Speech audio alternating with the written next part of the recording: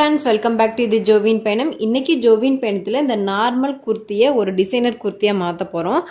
இந்த குர்த்தி வந்து full cotton mixed, ஃபுல்லாவே காட்டன் குர்த்தி. இது வந்து ஒரு ரெட்டிஷ் கலர் மாதிரி இருக்கும். இதுல வந்து இடையில வந்து அங்கங்க புட்டாஸ் போட்டிருக்கு. இது எல்லாமே வந்து ஃபேப்ரிக்லயே இருக்கு. எதுவுமே வந்து எக்ஸ்ட்ரா ஒர்க் கிடையாது. எக்ஸ்ட்ரா ஒர்க் அப்படின்னா இந்த த்ரெட் ஒர்க் மட்டும்தான். இந்த த்ரெட்ல என்ன வேலை செஞ்சிருக்காங்க அப்படின்னு பார்த்துட்டிங்கன்னா, சும்மா வந்து ஒரு எதுவுமே இல்லை, சுற்றி மட்டும் இந்த மாதிரி ஒரு குஞ்சம் மாதிரி ரெடி பண்ணி சுற்றி கட்டியிருக்காங்க. இதுக்கு வந்து நம்ம பீட் ஒர்க் பண்ண போகிறோம். ஃபுல்லாகவே ஹேண்டு வச்சு தான், கையில் தான் வந்து நம்ம பண்ண போகிறோம். ஆரி ஒர்க்கோ இல்லை மிஷின் எம்ப்ராய்டியோ எதுவுமே கிடையாது.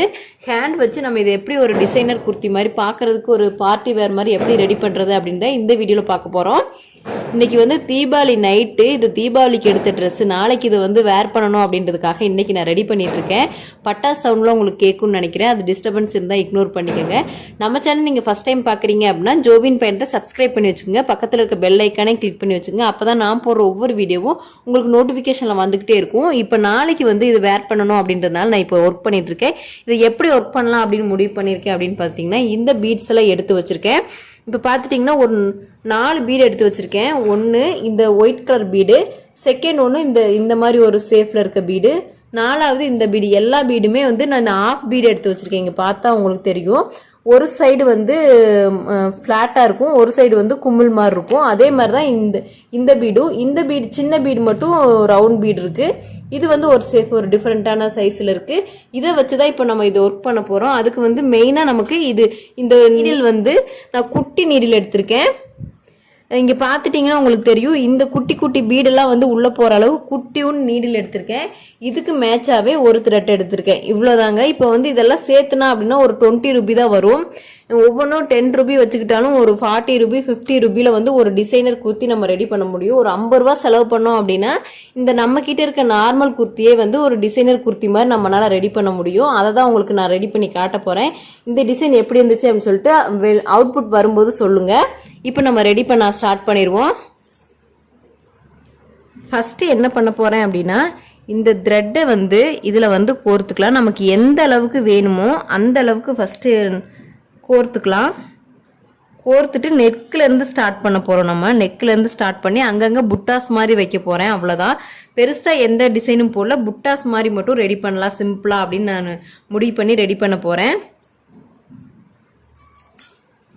இந்த அளவுக்கு த்ரெட் எடுத்திருக்கேன். மேட்சுக்கு மேட்சாக இருக்கனால உங்களுக்கு கலர் தெரியாது, பெருசாக டிஃப்ரென்ஸ் தெரியாது. ஒரே கலராக இருந்துச்சுன்னா அந்த வித்தியாசம் தெரியாமல் இருக்கும். இப்போ இங்கே ஒரு முடிச்சு போட்டுக்கலாம். இப்போ இதை என்ன பண்ண போகிறேன் அப்படின்னா, இந்த நெக் இருக்கு இல்லையா, அந்த நெக்கில் வந்து இங்கே பிளெயினாக விட்டுருக்காங்க. பார்க்கவே வந்து ஒரு டிசைன் எதுவுமே இல்லாமல் பிளெயினாக இருக்க மாதிரி இருக்குது. இந்த குர்த்தி வந்து கிளாத் வந்து செமையாக இருக்குங்க, சூப்பரான கிளாத்து. இது அஜியோவில் தான் நாங்கள் வந்து ஆர்டர் பண்ணி வாங்கினோம். ஆனால் வந்து டிசைன்ஸ் எல்லாம் எதுவும் இல்லை, பிளெயினாக இருக்குது. அதனால் இதை வந்து கொஞ்சம் எக்ஸ்ட்ரா ஒர்க் பண்ணோம் அப்படின்னா பார்க்கவே லுக் சூப்பராக இருக்கும். இது ஒரு லாங் டாப்பு தான். இப்போ அதனால தான் நான் வந்து இதெல்லாம் பிளெயினாக இருக்கனால இந்த பீடை வச்சு நம்ம அதை மேனேஜ் பண்ண போகிறோம்.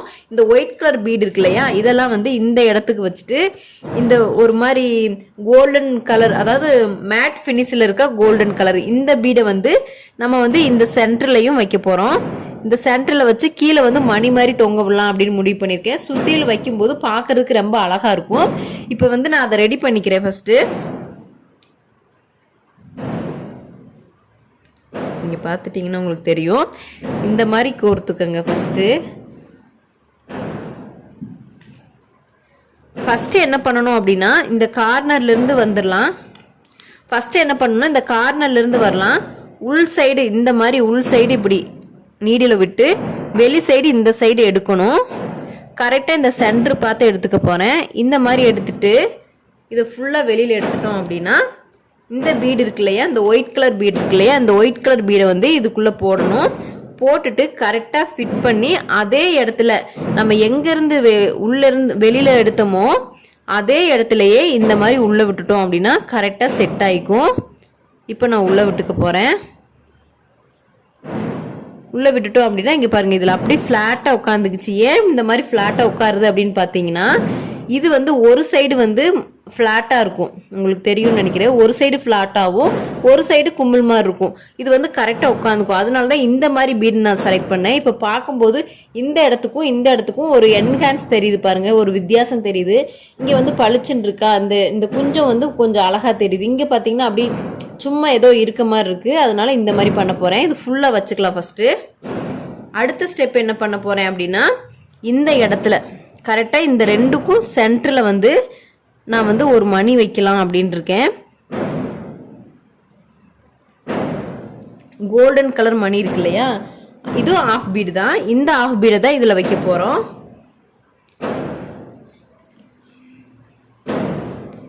இந்த ஆஃப் பீடை இந்த இடத்துல வச்சு அதே மாதிரி இந்த இடத்துலையே உள்ளே கொண்டு போயிடணும். நம்ம எந்த இடத்துல இருந்து வெளியில் எடுத்தோமோ அந்த இடத்துலையே உள்ளே கொண்டு போயிட்டோம் அப்படின்னா அப்படி ஸ்டிக்காக நின்றுக்கும். இங்கே பாருங்கள் உங்களுக்கு எப்படி நிற்கிதுன்னு. நல்லா ஃபிட் ஆகிடுச்சு. இப்போ நான் என்ன பண்ண போகிறேன் அப்படின்னா, இதில் இன்னொரு பீடு, இந்த பீடு எடுத்து வச்சுருக்கேன் இல்லையா, இதை வந்து இங்கே மாட்டிக்கலாம் அப்படின்னு இருக்கேன். அதுக்கு நம்ம என்ன பண்ணணும்னா, நம்ம இப்போ வெளியில் எடுத்துட்டோம்ல, அதே இடத்துலையே அந்த சைடு குத்தி இந்த சைடு குத்தி இங்கிட்டு எடுக்கணும். இந்த சைடு வரும். இதை என்ன பண்ணுவோம் அப்படின்னா,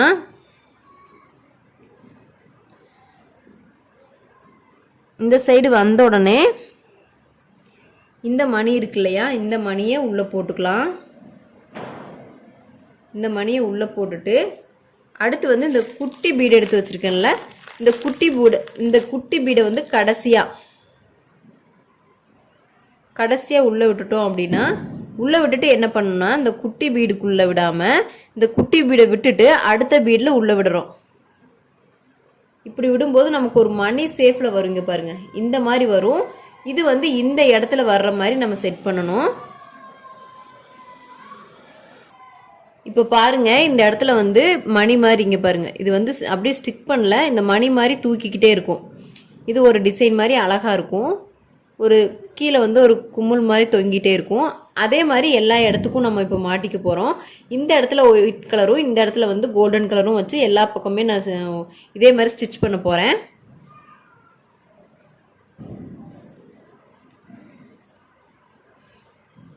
இப்போ செகண்ட் பீடு நான் ஸ்டிச் பண்ணிட்டேன். இது வந்து தூக்கிட்டு இருக்க மாதிரி இருக்குது.